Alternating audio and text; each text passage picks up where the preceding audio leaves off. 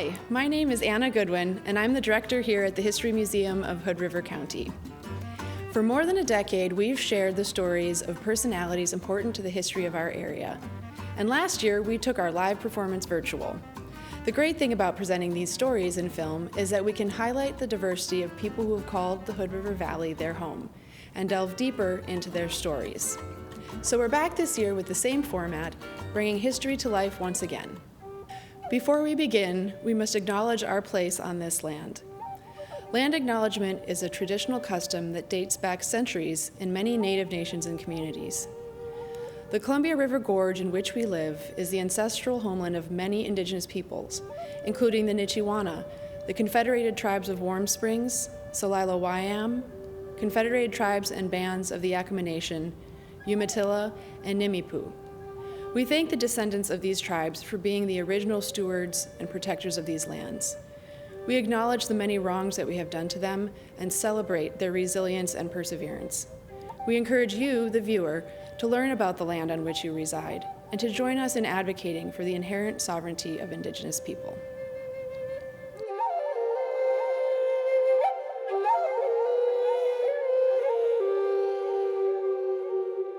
Native Americans have lived, prayed, and made music for more than 10,000 years in the Columbia River Gorge. Music's also been important aboard working ships, both in the military and in commercial endeavors.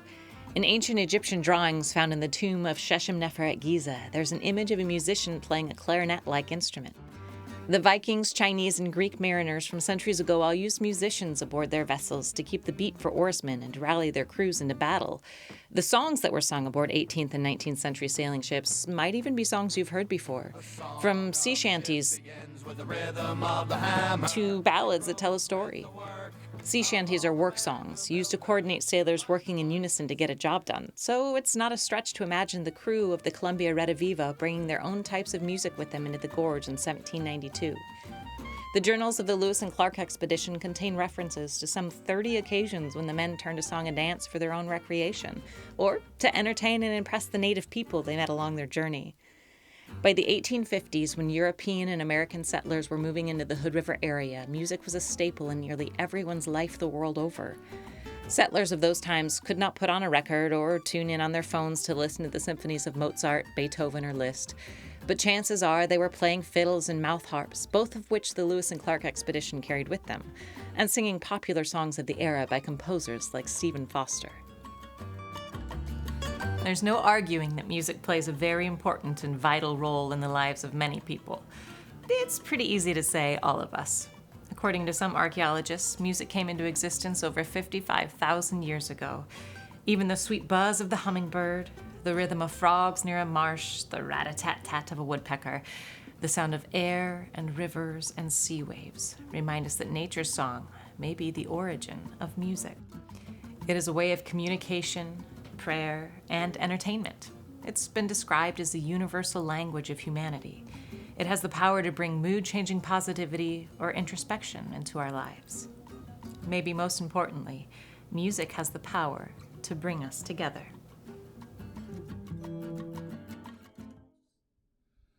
My wild Irish rose, the dearest flower that grows.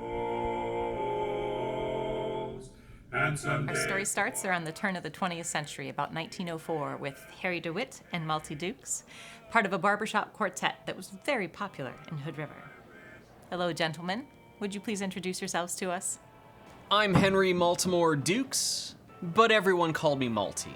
I was born in Centralia, Illinois, on February 27, 1877, to John Henry Dukes and Ursula C. Maltimore. Your father had been previously married to Rhoda Mabel Casey, but she passed away in 1873. Yes, but after he remarried, my father had 4 children, me, Helen, Herman, and Macy. And I'm Harry Talmadge DeWitt. I was born May 21st, 1880 in Ada, Ohio to David Albert DeWitt and Mary E. George.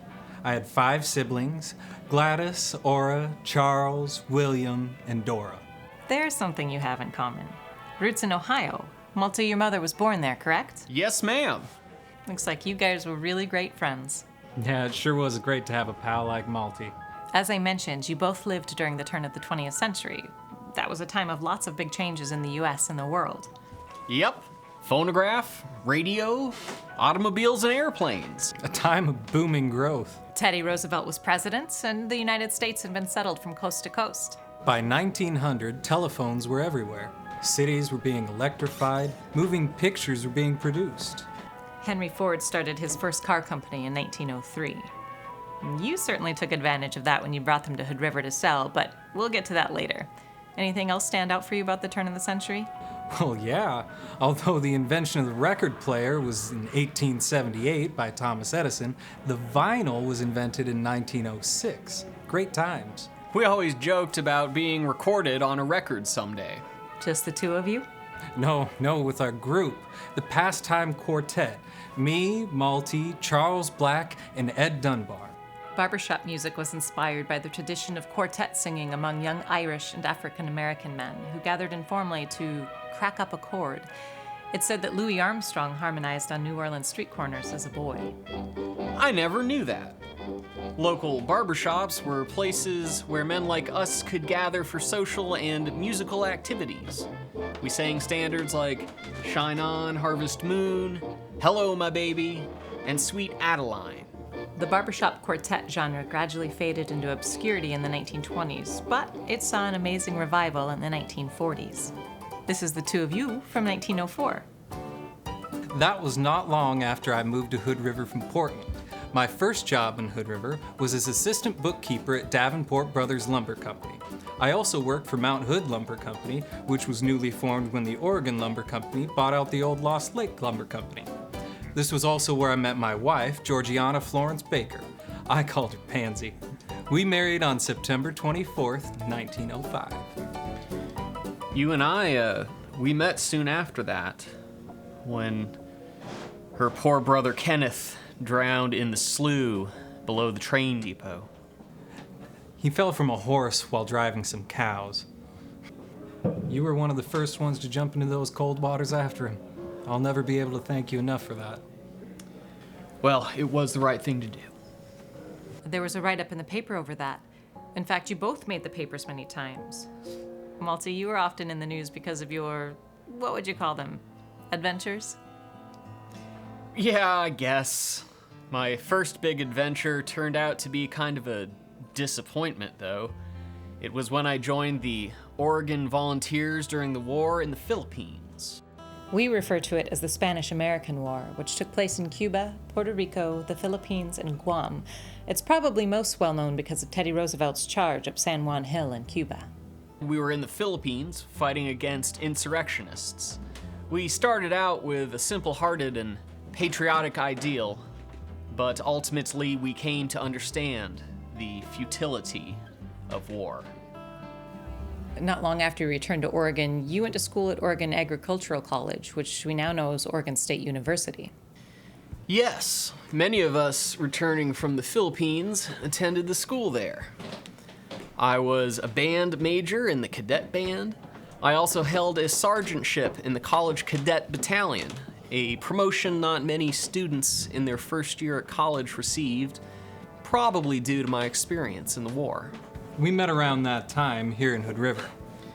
Not long after that, I married Mabel Gladys Cockrell in 1906. Yeah, and then before long you were off to Portland. I really miss singing with you. I know, I miss singing together too, but I had a good job there. I was a crane operator for Willamette Iron and Steel. Mabel and I had 4 children, Richard, Helen, Dorothy, and Marion. I had to consider them and earn a good living. You were well loved in the community and certainly missed.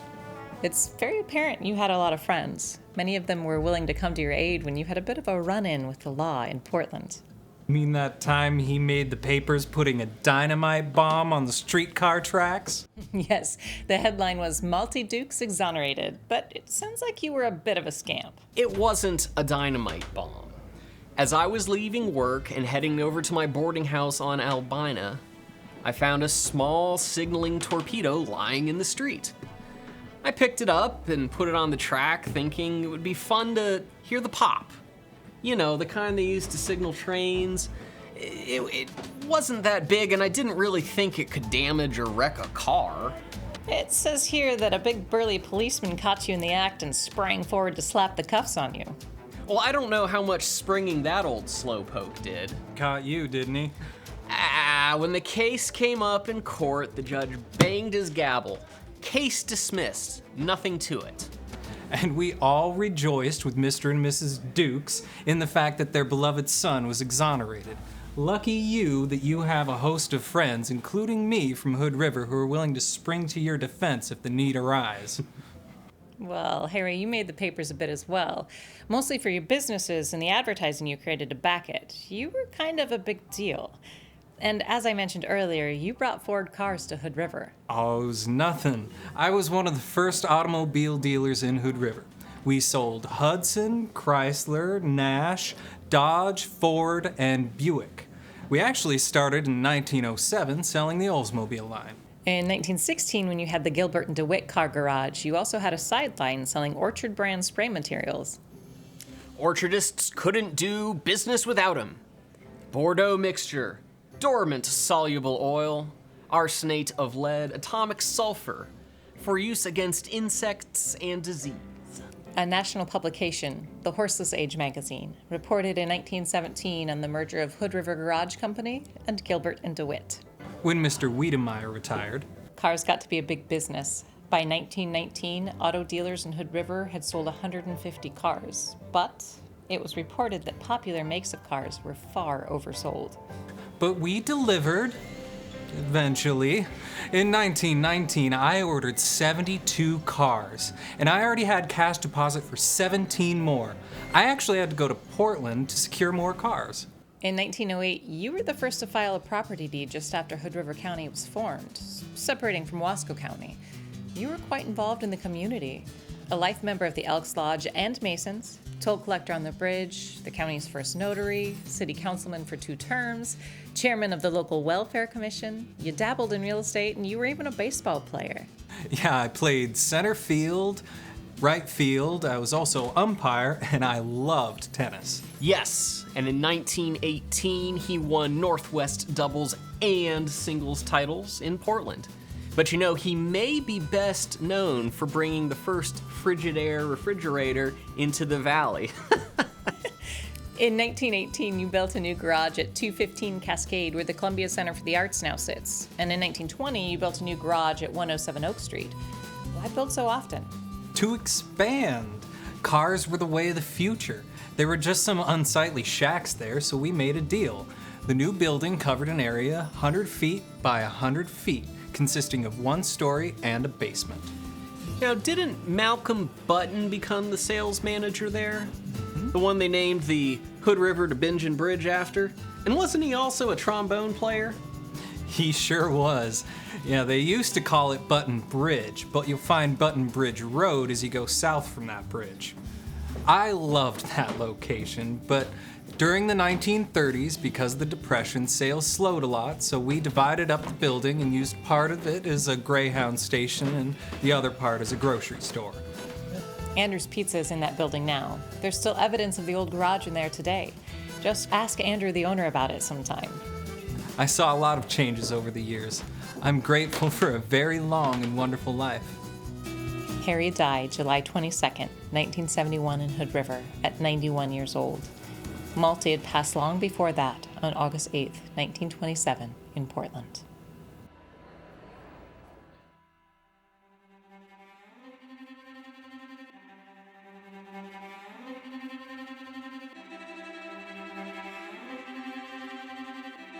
I grew up with music all around me. You know, the radio was a very big deal in the 1930s when I was a child. And of course, we had records around the house. My family was so very, very musical. You know, music was the driving force in my life. My love of music was intrinsic from the start, and it stayed with me until the day I passed away in 2004. Mr. Serpo said I was born to teach music. Well, I don't know about that. There were difficult times, but I never quit. In fact, I never quit at anything I set out to do. I just don't believe in the words "I can't." I mean, I always said, if you want to do something, do it. Don't let anybody tell you otherwise. Oh dear, I'm getting ahead of myself. Sorry. Indeed, you are. How about we start with your name, when you were born, and a little bit about yourself? Well, my name is Dorothy McCormick, and I was born in Hood River, Oregon on January 7th, 1929. My parents were Oscar and Hilda Lindgren, and both of them have Finnish ancestry. I began playing the violin when I was 7 years old, and when I was 10, I played in the San Francisco World's Fair. At first, I started learning the violin from a traveling teacher who came around to Hood River, but that changed when Boris Serpo came to town. He's the one I mentioned earlier. I was also the creator and conductor of the Mid-Columbia Sinfonietta starting in 1978. I was a wife, a mother, a dancer, and a violinist. Boris Serpo was a violinist, teacher, composer, and conductor. He was the founder of the Portland Chamber Orchestra, which he directed for 20 years. He also taught stringed instruments at Marahurst College and Lewis and Clark College. Mr. Serpo inspired and directed the Hood River Music Festival, led the Little Chamber Orchestra of Portland on 2 European tours, and gave private violin lessons in Portland and Hood River. I began to take violin lessons from Mr. Serpo when I was 13. I think it was 1942. And I also played in the junior orchestra that he started. And later, I was the concertmaster for the senior orchestra, the Hood River Symphony. And by the way, some background on Mr. Serpo.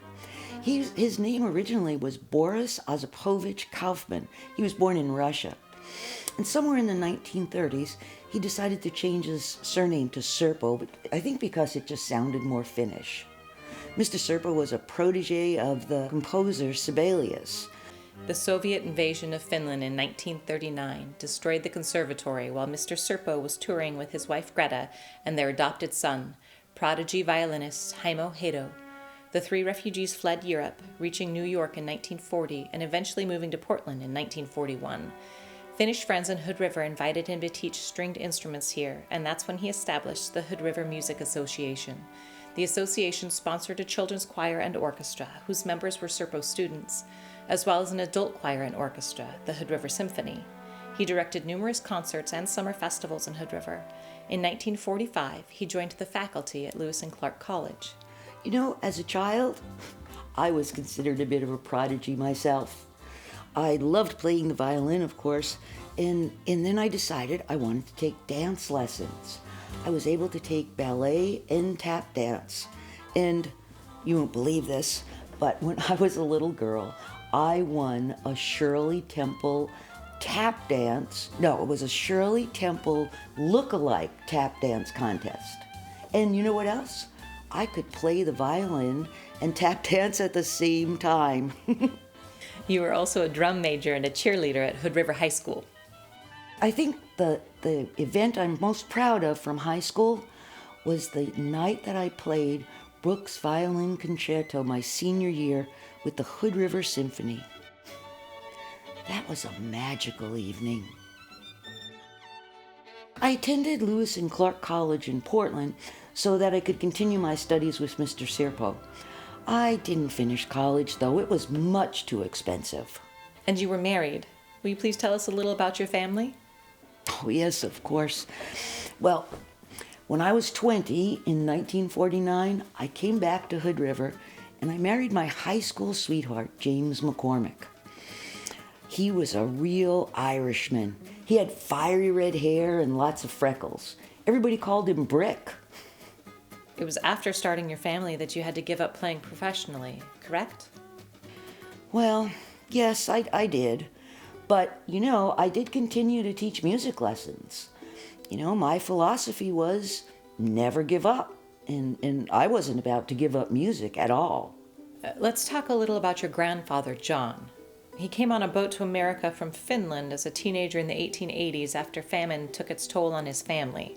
Yes, that is correct. He was an indentured servant in Sweden, and so when he came to the United States, he didn't have any money. He moved to the Dakota Territory and became a wheat farmer. And you know, life was really hard in those days. My father told us stories about riding in a wagon from Dakota all the way to Montana Territory so that they could work in the coal mines in the winter to make some money. And you know, they lived in a tent.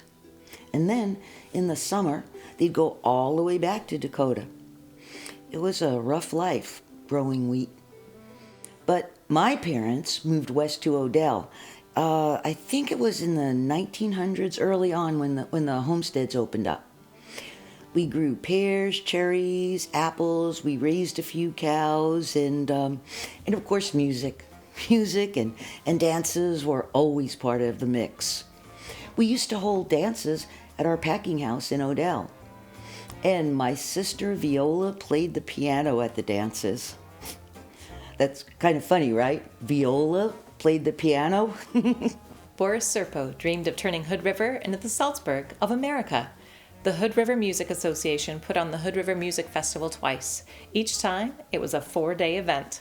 The first was held in 1948, and the second was in 1951, and featured Hood River's Senior Symphony Orchestra, Junior Orchestra, Senior and Junior Chorus, all conducted by Serpo. The August 1951 festival contained the premiere of the opera, Bridge of the Gods, based on the Frederick Homer Balk novel written while he was living in Hood River. It was composed by William Schroeder of New York, who came to see the performance, and starred Nicola Moscana of the Metropolitan Opera and tenor Robert Hoffman. Soprano Catherine Oakes was the female lead. A concert in tribute to Sibelius opened the festival, and the Hungarian String Quartet performed. Yes, that was quite the event. It was the talk of the town. And you know, Catherine Oates had come to an earlier festival. She was so taken with the Hood River Valley that she moved here and decided to teach French at the Y East High School. And you know, I also remember during that music festival, Mr. Serpo got heat stroke. He was quite sick, and soon after that, he stopped coming to Hood River. I'm not sure why. Some people said there was a contract dispute, but in any event, Clayton Hare became our next conductor. He was the head of music at the University of Portland at the time. Let's talk about your home in Hood River. Well, to begin with, we lived in D for a year. We lived in a company house right on the side of the railroad tracks. You know, my husband worked at the hardboard plant. And at that time, people used to heat their homes with sawdust from the D mill. A lot of the houses in Hood River were heated the same way, just burn the sawdust in the furnace. And then after D, that's when we built a house on Avalon Way in Hood River.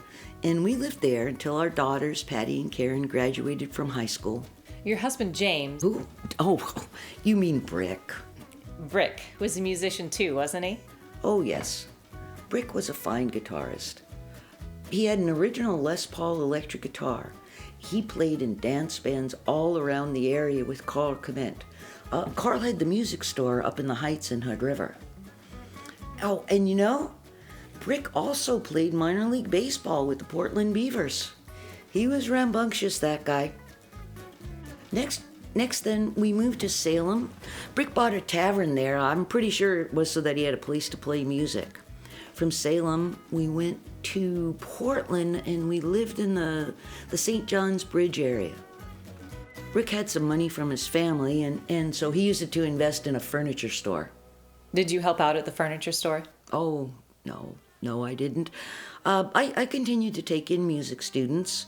I had a chance to spread my wings a little bit because I rented a studio in downtown Portland near the college. And there was this one day I remember I was in a rush to get to a music lesson on time, so I just closed the car door and ran into the studio. Well, when I got back, my violin and all my scores had been stolen. Someone had broken into my car. Luckily, I still had the papers for my violin, so I called around to the pawn shops. And sure enough, somebody had pawned it.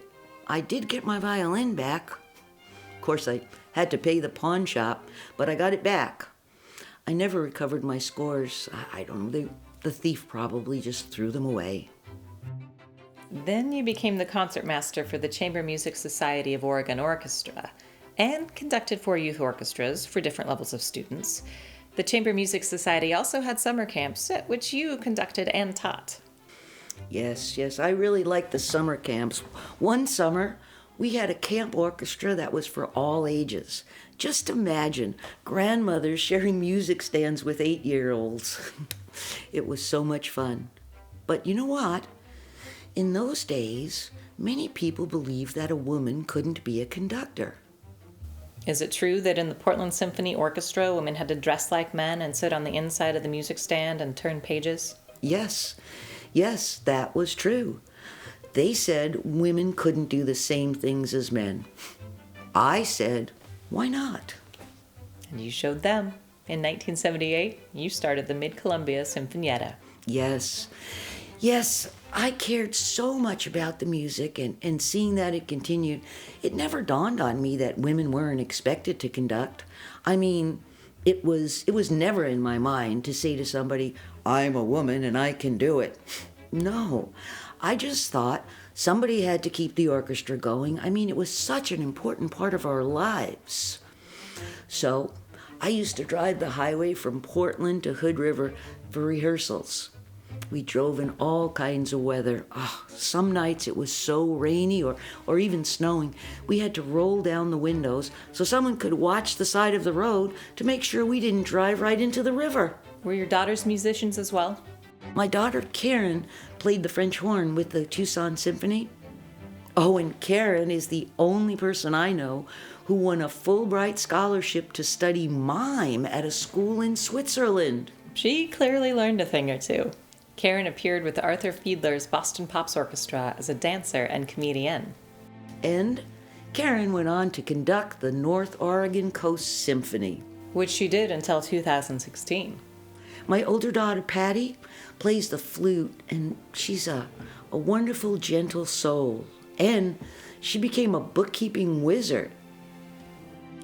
Oh, Patty's the mother of 2 girls.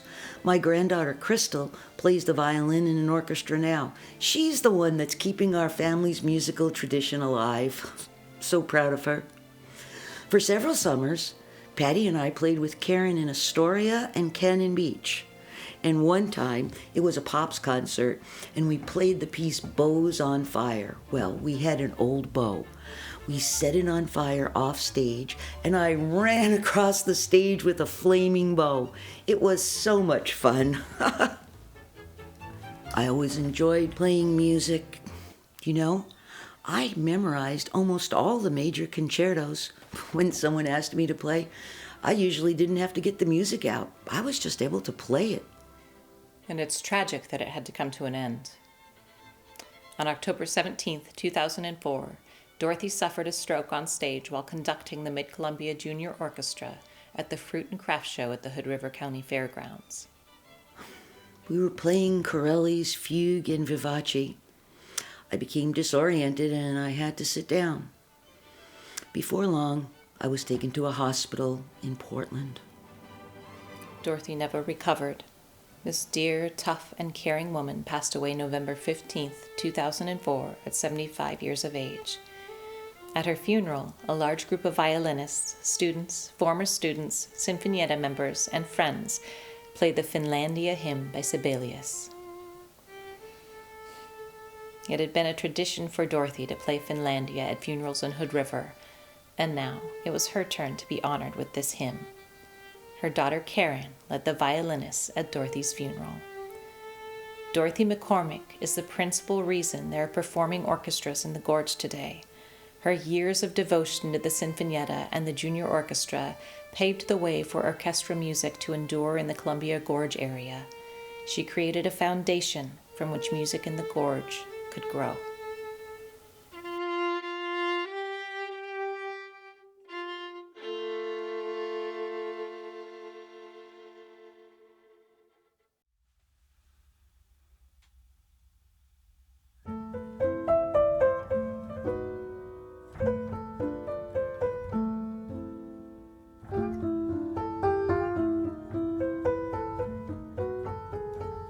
And now, to introduce an acquaintance of Dorothy's, would you please introduce yourself?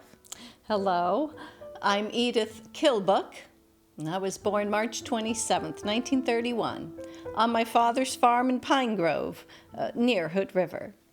Were your parents native Oregonians? Tell us about your family. Oh, I'd love to. I'm quite proud of my family history. At least I find it quite fascinating.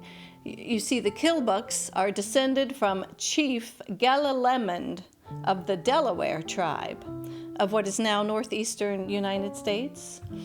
Well, Galalemond, also known as Kilbuck, was a signer of the first American Indian Treaty with the U.S. government in 1778. Galalemond's great-grandson, John H. Kilbuck, was my grandfather, and he became the first person of the Delaware Nation to be ordained as a minister in the Moravian Church. The Moravian Church. Yes, it is one of the oldest Protestant denominations in Christianity, originating in Bohemia in the 15th century, 100 years before the establishment of the Anglican Church. Moravians first came to America during the colonial period, establishing a permanent presence in Pennsylvania. Well, by the 1740s, specifically, they lived along the Lehigh River, which would have been in Delaware tribal territory. So your grandfather was likely converted by Moravian settlers? And after ordination, he too became a missionary.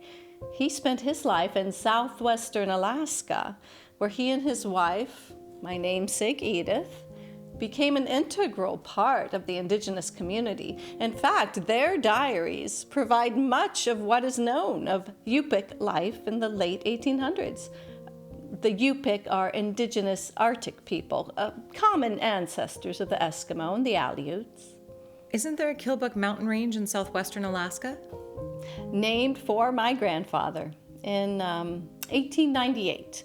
Apparently, he helped the U.S. Geological Surveyors with the geography and ethnology of the area. So how did your parents come to Oregon? My father, Joseph, was born and raised in Bethel, Alaska, but his parents sent him to the States for school. Remember, Alaska was not yet a part of the U.S. Well, he met my mother in high school in Kansas, though they didn't marry right away. They went their separate ways for college. Mother earned a home economics degree from Kansas State and then taught at 3 different universities. And father, after working in Alaskan gold mines to earn money for college, graduated with an agriculture degree from Washington State. Sounds like they were hardworking and valued a good education. How'd they end up in Hood River? Father swapped his Kansas wheat farm for the Pine Grove farm in the 1920s. He came to the Hood River Valley, planted 10 acres of cherries, his pride and joy. Well, after his children, I'm sure. You had siblings? Yes, 4 sisters and a brother. Father had married another Kansas girl, but she died of pneumonia at the age of 34, leaving him with 4 young children, my future siblings. He married my mother Emma 2 years later, and my sister Helen and I were born into the family. What was your childhood like on the farm? I didn't spend much of my life on the farm. About a year after I was born, tragedy hit the Hood River Valley. In 1932, heavy rains decimated Father's promising cherry crop. The mortgage was due, and unable to pay, our family was forced to leave the farm. In fact, over 150 farmers and orchardists lost their properties that year. What did your family do? We moved to town. The father began working for Hood River Apple Growers Association, which became Diamond Fruit, and he continued to work there until retirement. And your mother, how did she manage during this time? Well, even though my mother had taught at 3 universities before marriage, there were no teaching opportunities for her in Hood River. In order to contribute to the family's finances, she did housework for 15 to 20 cents an hour, and like many other women at the time, worked in fruit packing houses and canneries. All this while raising us 6 children. Eventually, Mother was offered a position to teach math at May Street School, where she remained for 13 years. Your parents certainly were role models for hard work. All the Kilbuck children learned to work while very young, especially in those years after losing the farm. My older siblings had jobs like weeding gardens and mowing lawns, housework, strawberry picking, and of course, orchard work. My brother John got up at 3 a.m. to receive, distribute, and deliver the Oregonian newspaper. Such early work habits paid off. All 6 of you graduated from Hood River High School with honors, is that right? That is true, and we all earned college degrees. Several of us advanced degrees. And you began playing piano at a very early age. You were a prodigy, I'm told. I was very fortunate to have my family's support. They made many sacrifices so that my natural talent could be nurtured. My brother John's paper route, it financed my lessons, including my commutes into Portland. You traveled to Portland alone as a young girl? I suppose a young person wouldn't do that today, but yes, I took the Greyhound bus into Portland in order to study with David Beasley Campbell. There's a recital hall named after him at the Community Music Center in Portland. One and the same. He was a respected instructor and an accomplished pianist himself. I had such wonderful teachers and mentors. By the time I was a teenager, I was the pianist for Hood River Music Association's junior and adult orchestras under the direction of Boris Serpo. Remember him from Dorothy's Story? That's when I first met Dorothy. We heard Mr. Serpo had a nickname for you. Yes, he called me Edda, a name my family adopted and used at home, though it didn't stick. Boris Serpo taught at Lewis and Clark, your alma mater. It was a logical choice for me to attend Lewis and Clark, and I graduated in 1952 with a degree in piano. Then I had the wonderful opportunity to continue my studies at the Juilliard School of Music, where I earned a master's in piano and accompanying piano. That must have been a big adjustment, moving from Oregon to New York City. How did your time at Juilliard influence you? I was 21.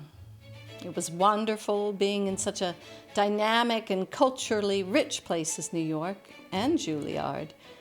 It was here that I was introduced to German and Austrian instructors who really nurtured my love for Viennese composers, both classical and romantic. Haydn, Mozart, Schubert, Schumann. New York was just the beginning of travel for you. You taught for a year in Miami, then returned to Portland where you were teaching at Lewis and Clark and Portland University, when in 1962 you became the first recipient of the Petrie Award for Foreign Music Study. Boris Serpo was one of the judges. That $2,500 in prize money allowed you to study in Vienna. The Petrie Award provided an opportunity for both focus and diversification in my education and professional career.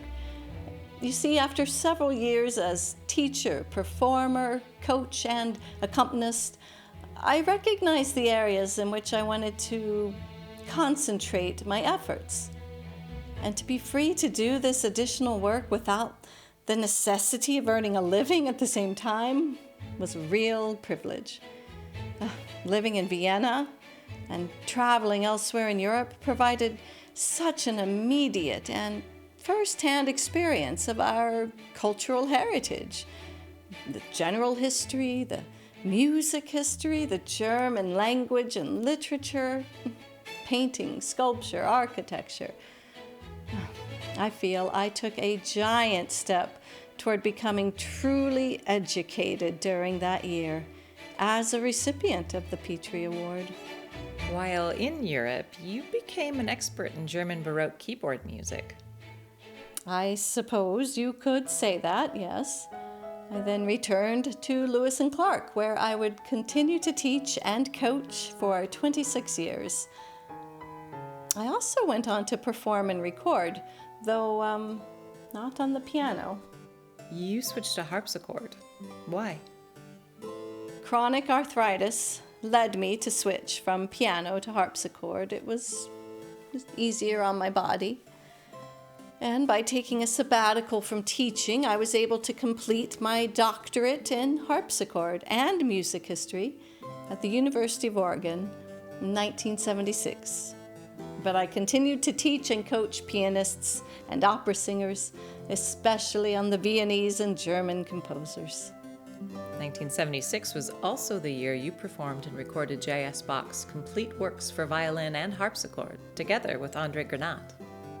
Yes, and in the 1970s, I also performed and coached at the Aspen Music Festival and the Eugene Summer Festival. You also accomplished a musical journey of epic proportions when you performed Bach's Well-Tempered Clavier in its entirety in the late 1980s. Over the course of 4 solo concerts I did, all 48 preludes and fugues.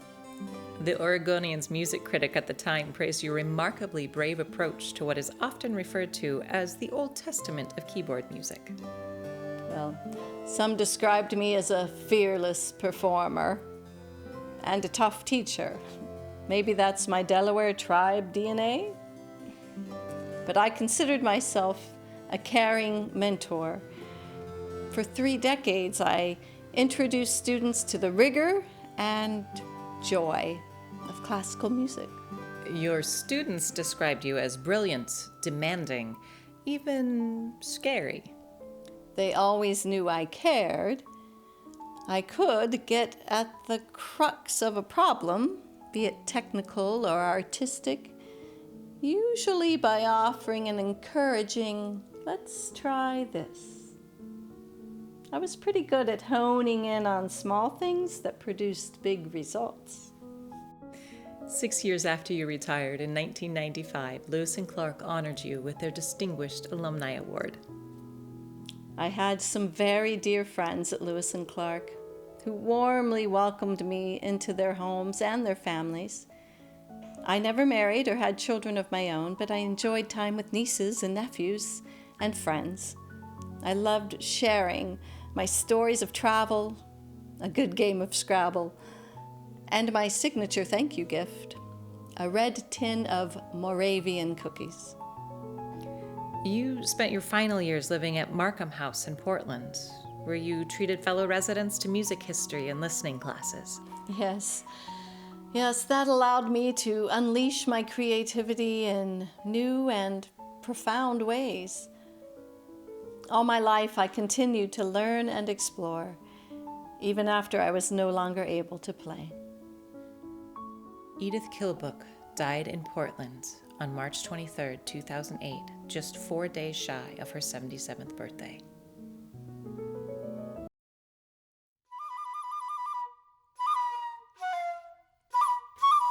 Dorothy and Edith were affected by music and live performances in profound ways. They speak of how music has different impacts from joy to sadness, and how music can tell stories. One doesn't have to be a musician to love it or to be involved. Our next tale is about a Hood River resident who became the subject of a Portland jazz ensemble project that makes a powerful statement. Jazz is an inclusive art form that can tell the stories of many communities, not just the stories of the urban experience so often associated with the music. Further, the project allowed the Portland Jazz Composers Ensemble to reach across conventional boundaries and participate in one of the most important conversations of our time, equality.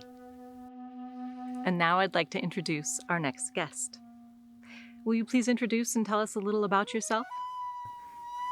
Yes, my name is George Akiyama.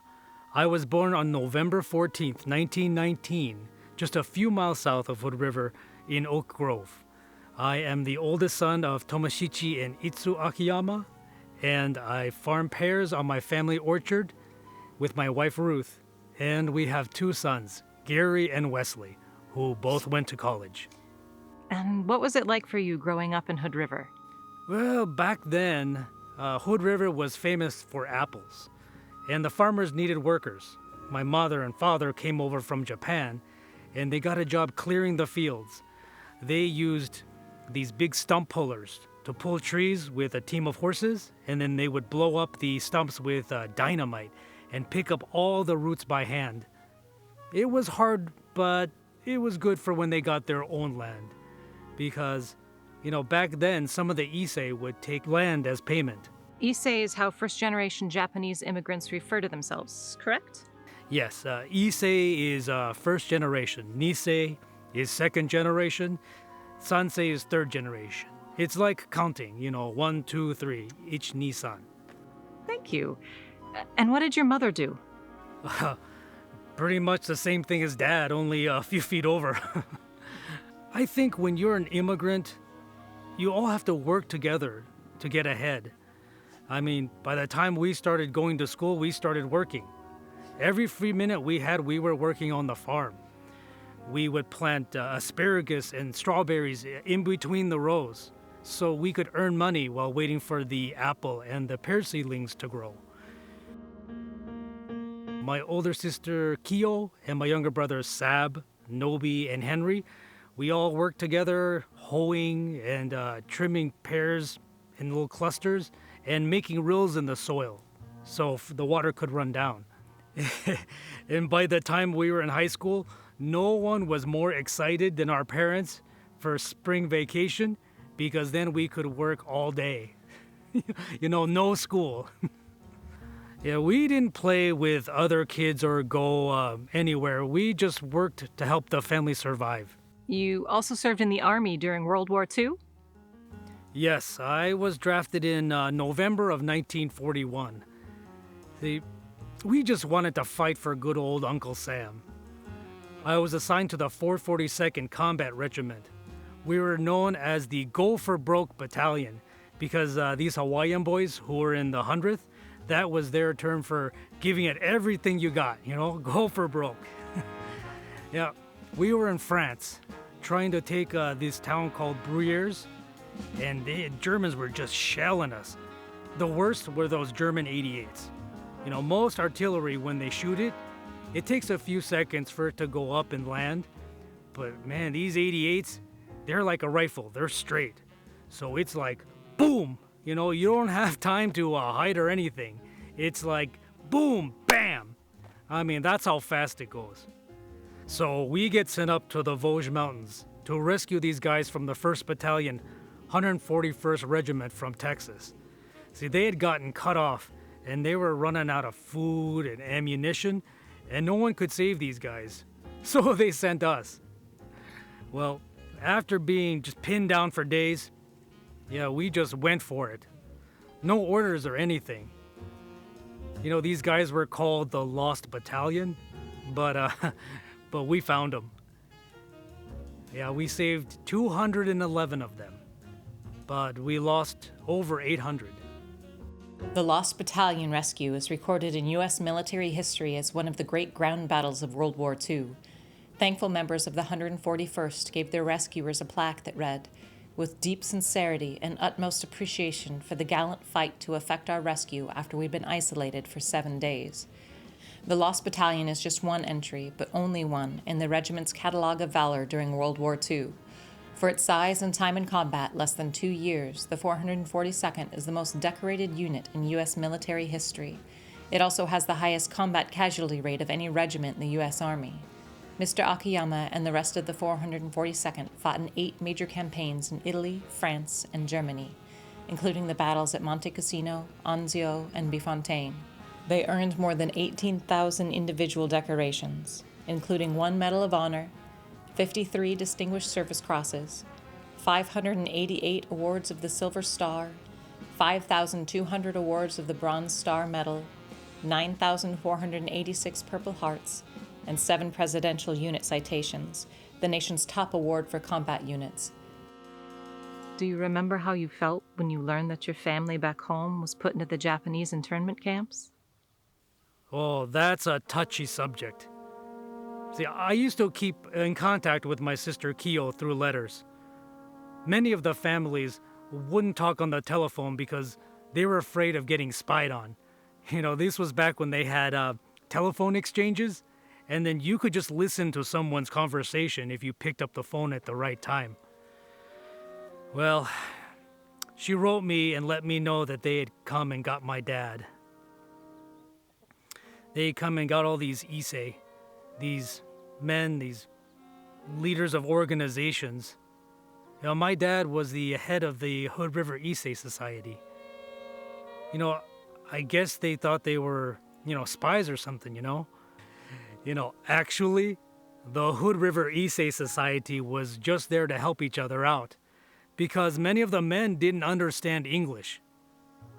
Well, I thought, well, that's just the way it is, and you can't do much about it. But I was also really kinda angry. See, I was there in the army, an American, defending America, and my family was back at home being treated like an enemy. There wasn't much I could do about it, though. I did visit them when I was on furlough at the Tule Lake concentration camp. We talked mostly about food. Basically anything that wasn't about the war or their imprisonment. I just wondered why there weren't camps like this for Germans or Italians living in America. It just wasn't right.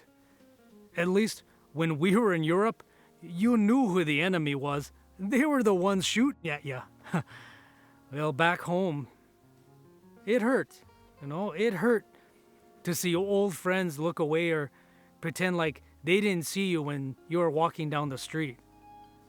Or to see a store that had a sign that said, "No dogs, no Japs, and no Negroes."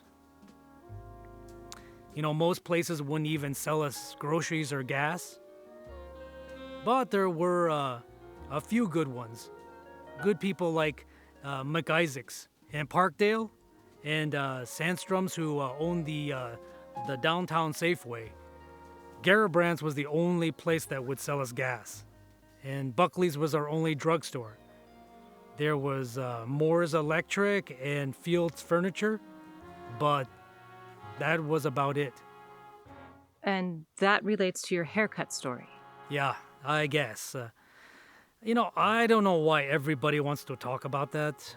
That was a long time ago, and things change.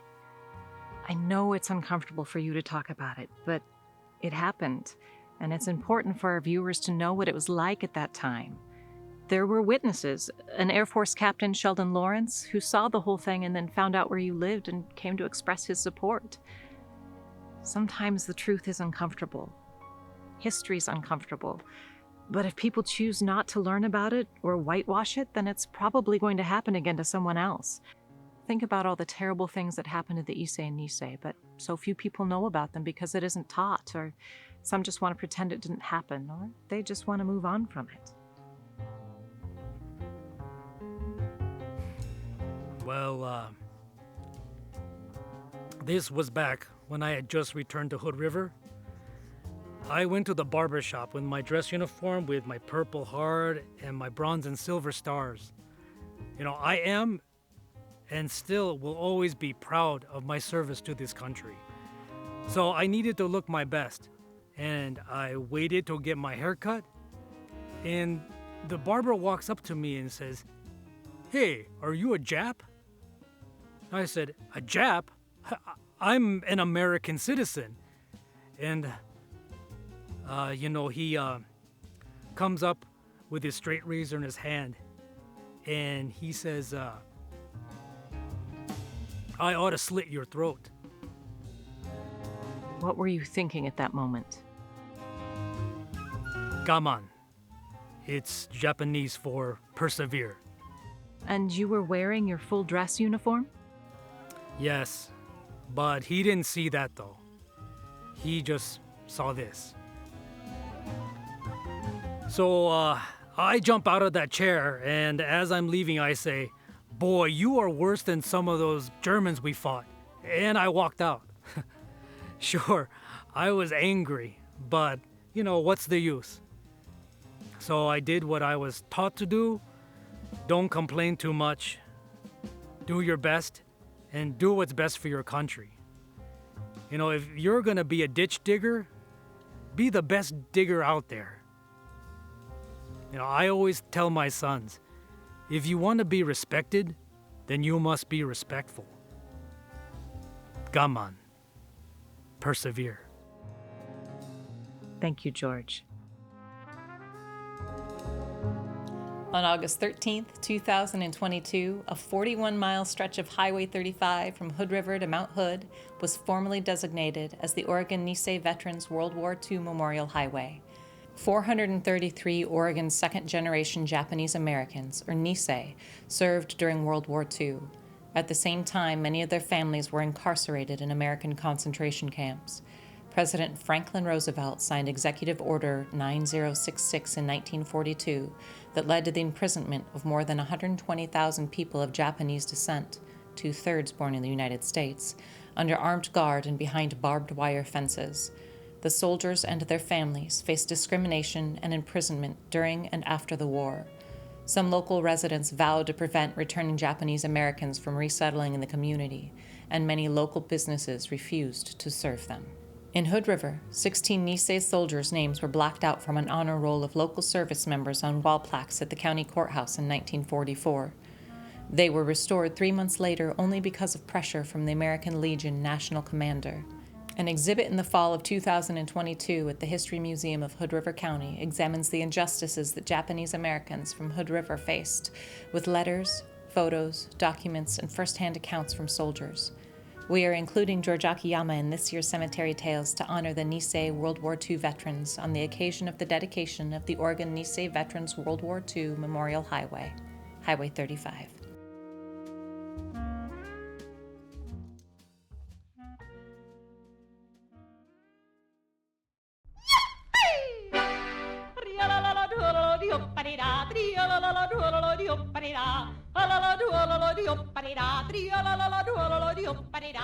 And now I'd like to introduce a family who for a time went by the Schlitz family Fraunfelders, but their story is much bigger than that.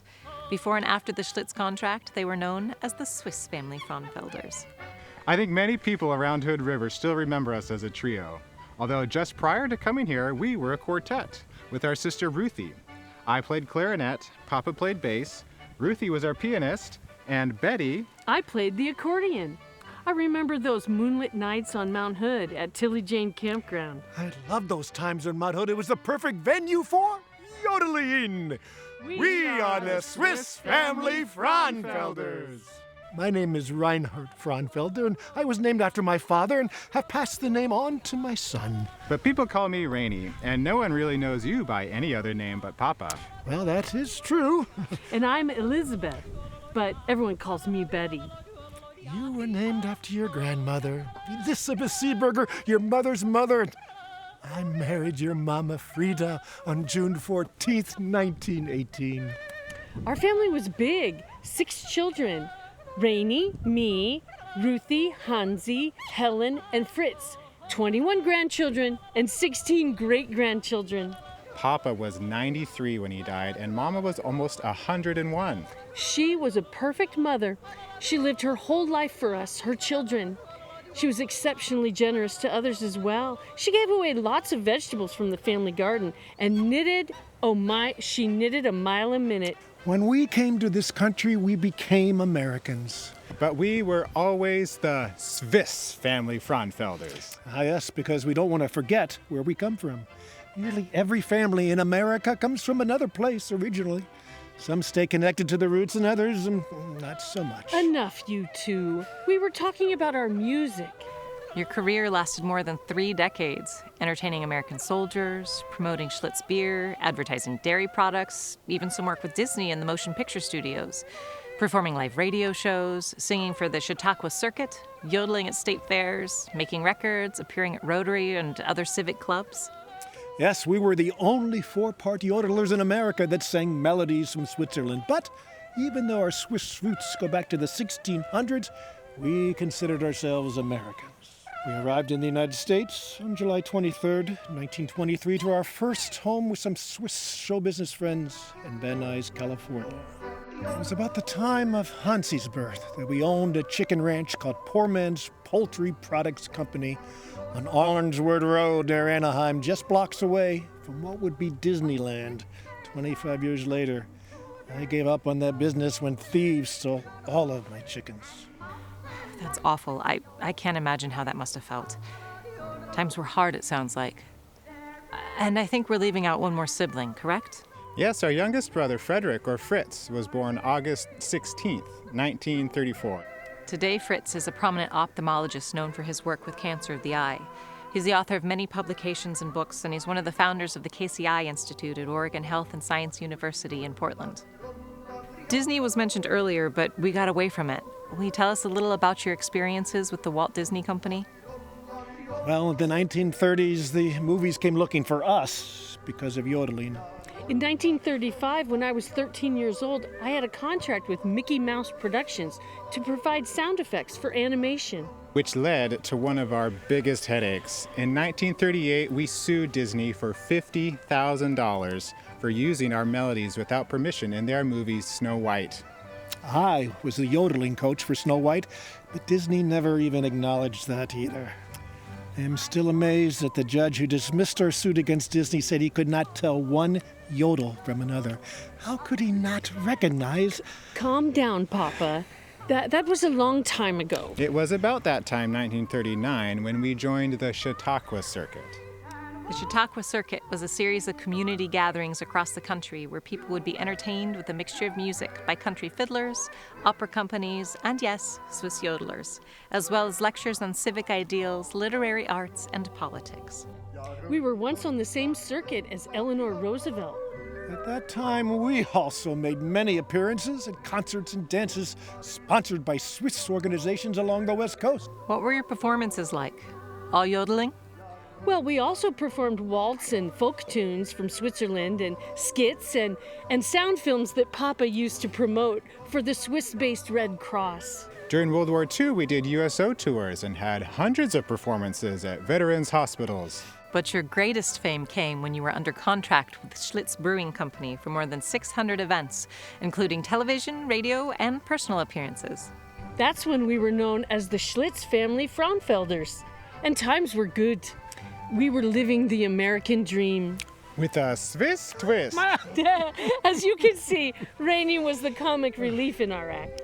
We did a steady business of performing at fairs and company picnics in the Wisconsin dairy region with many Swiss immigrants. I did a regular WTMJ radio program 3 times a week, sponsored by Schlitz. The Schlitz advertising slogan at that time was, "Take it from Papa, Papa knows best." The ads mostly featured Papa striking a pose, but sometimes they also pictured the rest of the family. In the 1940s and 50s, we made many recordings for Rondo Records. The herd song, the milkmaid, the cuckoo waltz, the yodel polka. But we will never be remembered for our pop hits.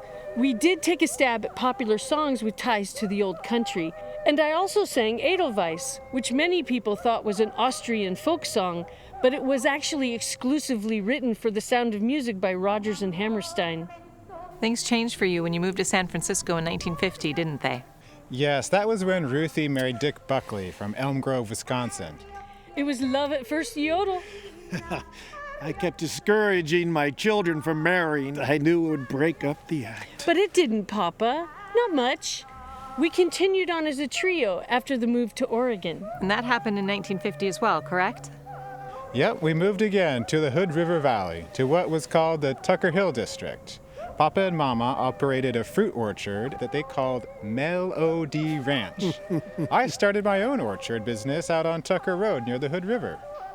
For those keeping track at home, that location later became Pheasant Valley Winery and is now the Hayu Wine Farm. As a trio, we made appearances through the mid-50s, mostly in the Pacific Northwest. That's when marriages probably did break up the group. Yes, I married a state senator from Bickleton, Washington, Stanton Ganders, in November of 1954. We had 3 children, Larry, Linda, and Lisa. And I was married on April 16th, 1955, to Annalise Mucke of Portland. We had 3 children, Ryan, or Booba, Erica, and Heidi, also known as Finky. Although we were still doing some performing as a trio, Betty was probably the best known of us in Hood River. Betty moved to Spokane about 1960, but continued making solo appearances, performing for local television shows like the one hosted by cowboy singer Cliff Carl, and for charitable groups, public schools, nursing homes, county fairs. How Great Thou Art and May the Good Lord Bless and Keep You were popular requests at church services. While I was singing in church, I could tell my son Larry was embarrassed because I really sang out. I often sang in Swiss German. Oh, and I carried a card in my wallet that showed I was an honorary deputy sheriff from Hood River County. I'm very proud of that. Mama and Papa moved to Portland in the 1960s, where he turned his hobby of handwriting analysis into a bit of a business and continued to make music. I taught that handwriting was brainwriting. Changing handwriting could actually change characteristics of a person. Our home on Canyon Crest Drive in Portland, Oregon also became a music destination. Friends and family brought their instruments and gathered around me at my organ to sing and yodel. And yes, groups would gather for handwriting classes I taught in my living room. Papa and Mama later moved closer to Betty in Spokane, Washington's Sans Souci subdivision in 1975, where they lived in a single-wide mobile home near the former Natatorium Park. Quite a change from the mansions we lived in the past. Mama and Papa moved to Woodburn, Oregon, and later Kaiser, Oregon. In August 1988, Papa died at the age of 93. A local newspaper wrote about Mama's 100th birthday in 1989. She died in 1990, 3 months before her 101st birthday. I died in Salem on February 2nd, 2007. I passed away December 8th in the year 2008, just a couple of weeks before my 87th birthday. My Stanton passed away in Olympia in 1990. Both of us are buried in Olympia.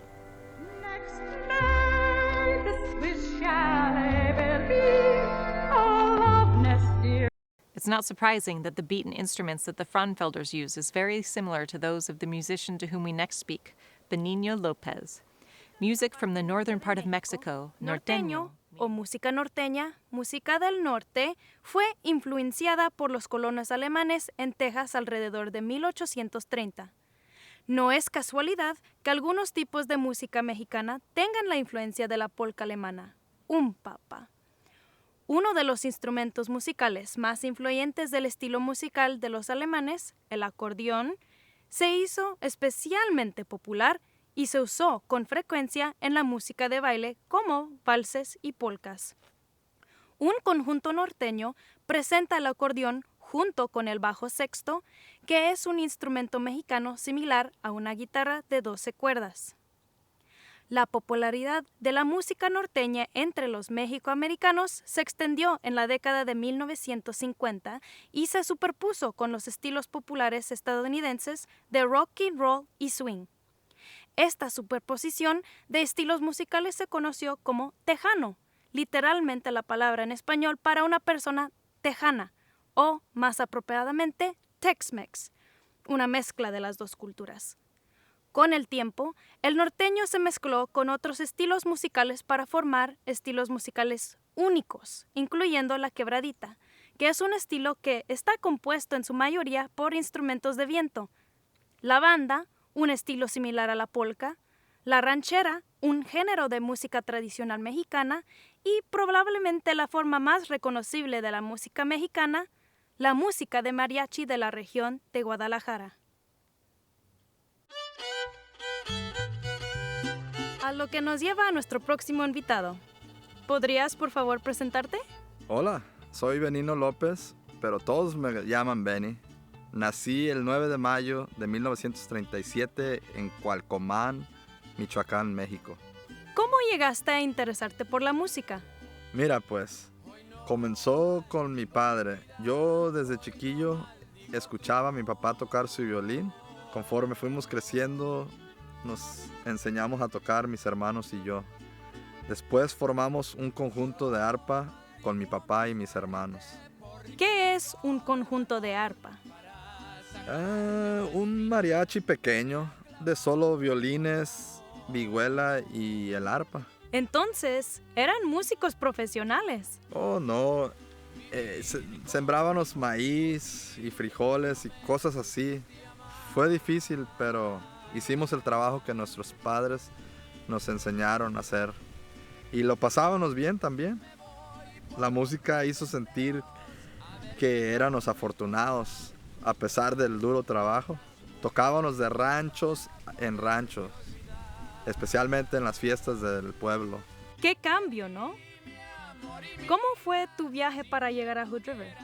Pues mira, toda la vida vivimos en Cualcomán. Mi madre fallece muy joven y fuimos 9 de familia.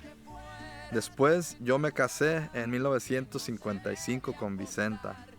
En Michoacán nacieron 4 de mis hijos: Socorro, Juana, Javier y Antonia. Después nos fuimos a Colima, a un ranchito que se llamaba La Tunita. Ahí nació Rafael y Miguel y un hijo que se nos murió como a los 2 años. ¿Fue la música lo que te trajo a los Estados Unidos? No, fue el trabajo y la pobreza. Yo me sabía venir a Texas en la temporada de la cosecha. Así lo hice por varios años. Me venía solo y dejaba a Vicenta con la familia en La Tunita. Sin embargo, nunca mudaste a la familia a Texas. ¿Cuándo llegaste a vivir permanentemente en los Estados Unidos? A Texas nunca nos venimos a vivir. Pero poco después mi hija Socorro, la mayor, se casa. Y yo no pude estar en su boda porque estaba en Texas todavía. Socorro y su esposo se vienen para los Estados Unidos. Meses después regreso a México y decidimos venirnos con ella. Llegamos a Sunnyside, Washington, como en el 76. Primero, y ahí nació mi hija María en el 77.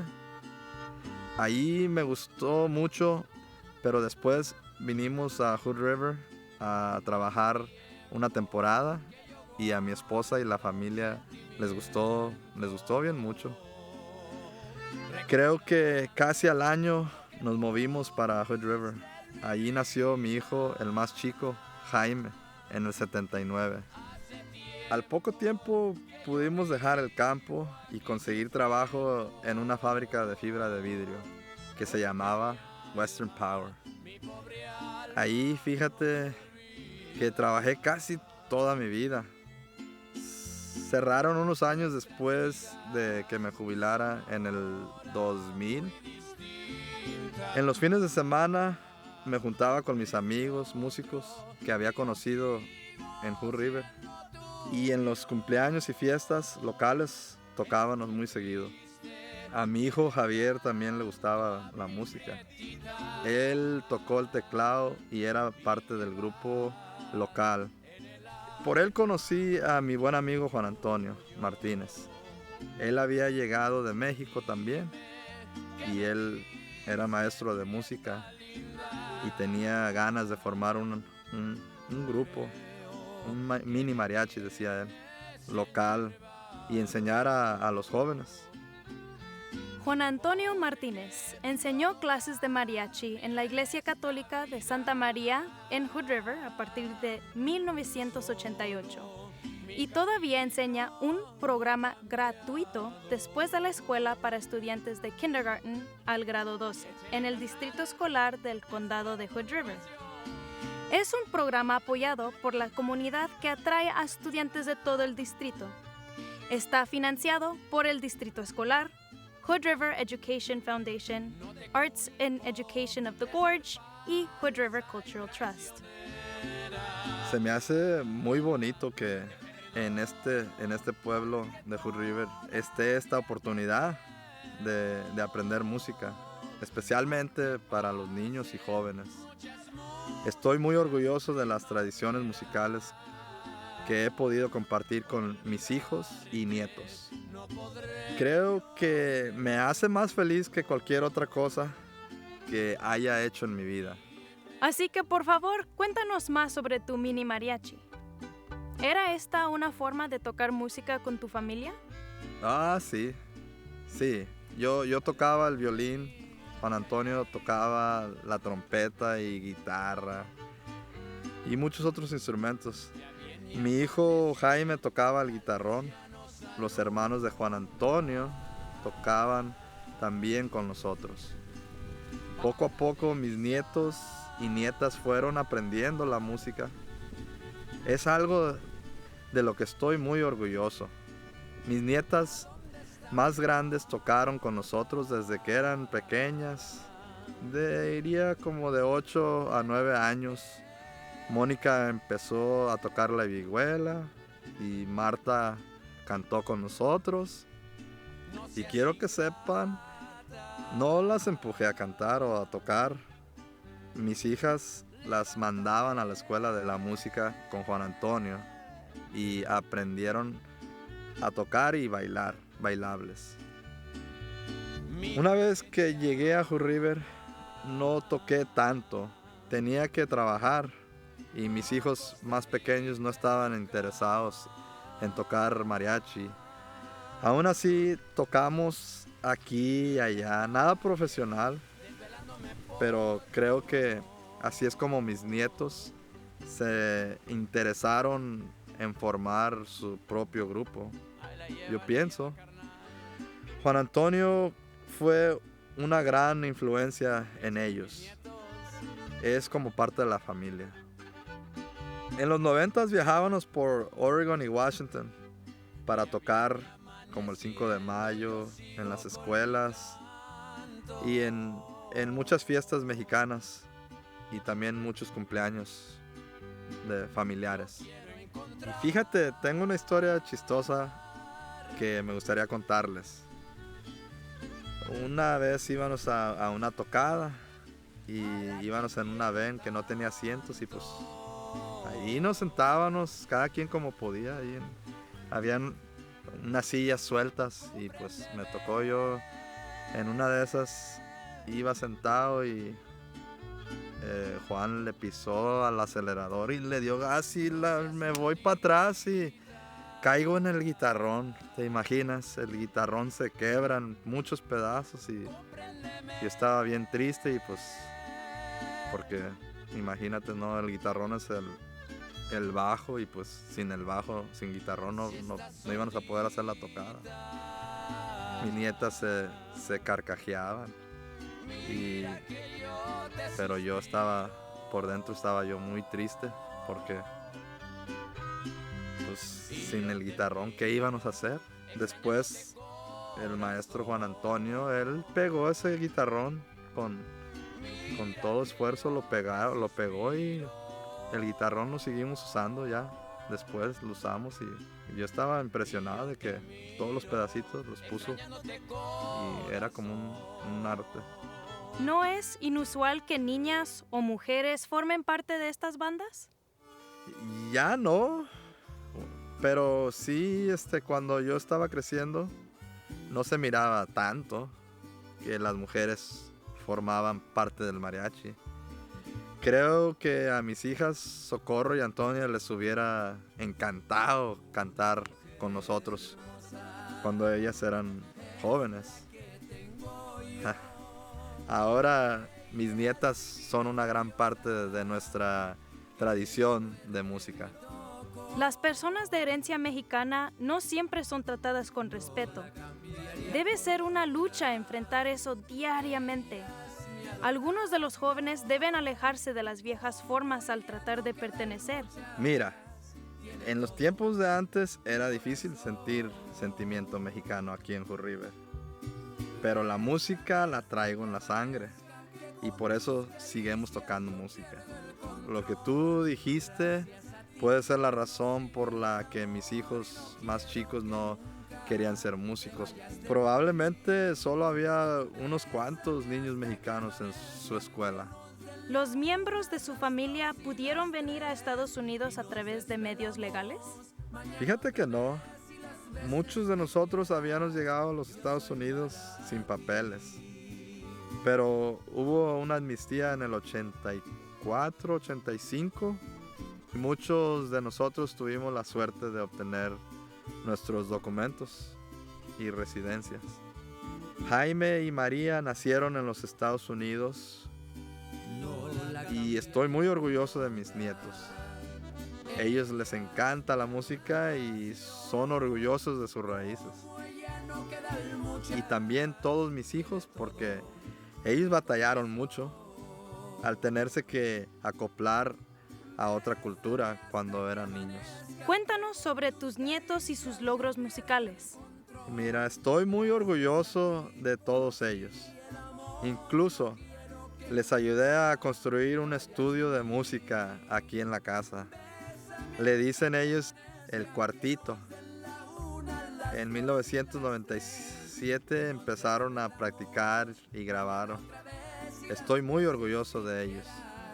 Estuvieron ocupados tocando música muchos de los fines de semana durante 20 años, también después de que me hubiera ido. Mi hijo Jaime nació alrededor del mismo tiempo de mis nietas, por lo que se unió a sus sobrinas y sobrinos y formaron el grupo Antifaz, un conjunto norteño que también incluyeron el violín. Jaime tocaba la batería, Javier los teclados, Patti el acordeón y la percusión, Franco el bajo, Felipe el teclado y Julio el violín y la guitarra. Mis nietas Mónica y Marta, que tocaban con nosotros en el mariachi, también estuvieron con el grupo Antifaz. Una generación más joven de músicos siguen con mi legado. Son mis nietos. Se llaman los nietos de Benny. ¿Qué tal? Lleva mi nombre. Tocan una de mis canciones favoritas, La Venadita, y Ya viene amaneciendo. Y en su nuevo video musical honran algo que realmente amo. Mis animales, mis gallos. No estaba segura de que los gallos fueran algo de lo que se nos permitiera hablar. ¿Por qué no? Tenía gallos y gallinas por toda mi casa. Era mis animales favoritos. No es ningún secreto que morí en Odell cargando uno de mis gallos en mis brazos. Yo sé que pelear gallos es ilegal aquí en los Estados Unidos, pero es una larga y honrada tradición de donde yo vengo. Te han descrito como muy respetado y fácil de bromear contigo, que te encantaba bailar, festejar y siempre estabas muy alegre. Es cierto, amo a mi familia y cantamos, tocamos, agarrábamos un instrumento y a tocar. Estoy triste que no hayamos tenido la oportunidad de sentarnos y hablar sobre lo orgulloso que estoy de ellos. Debería haberlo dicho más. Venimos a Oregon porque queríamos darle a nuestros hijos una vida mejor.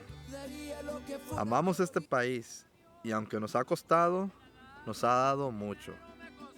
Benigno López falleció el 12 de abril de 2003, entre amigos, pasándola bien. Tenía solo 65 años. Ay, tira la la la la.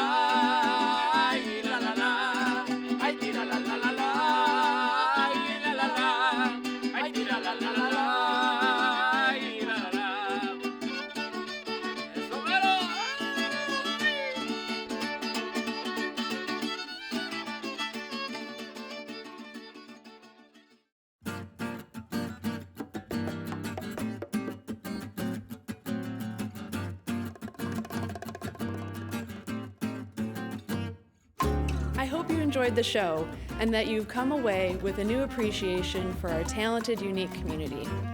I'd like to thank all of the people who helped to bring these tales to life. Director Joe Garut, scriptwriter Michael Friend, board chair Erica Roulet, and the entire amazing cast.